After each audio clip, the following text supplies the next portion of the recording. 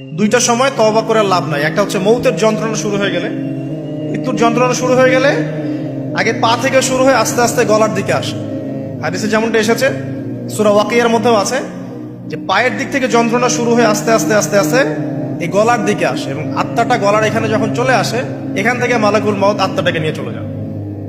এবং চোখ দিয়ে তাকিয়ে থাকে মানুষ, রুহটা চলে গেলে মানুষ চোখ দিয়ে তাকিয়ে থাকে। দেখবেন এই কারণে মৃত ব্যক্তি তাকিয়ে থাকে, চোখ খোলা থাকে। এবং তখন আসমান থেকে সিঁড়ি নামিয়ে দেওয়া হয়, ওই সিঁড়িতে করে আত্মা চলে যাচ্ছে, ও তাকিয়ে দেখে যে আত্মা চলে যাচ্ছে। এবং মানুষ মারা যাওয়ার পরে চোখ জীবিত থাকে অনেকক্ষণ।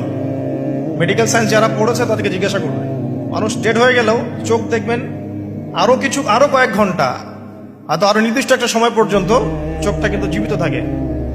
এই জন্য চোখ বন্ধ করে দিতে হয়। যাই হোক, যেটা বলছিলাম যে মৌতের যন্ত্রণা শুরু হয়ে গেলে তওবা করে লাভ নাই, তওবার দরজা বন্ধ।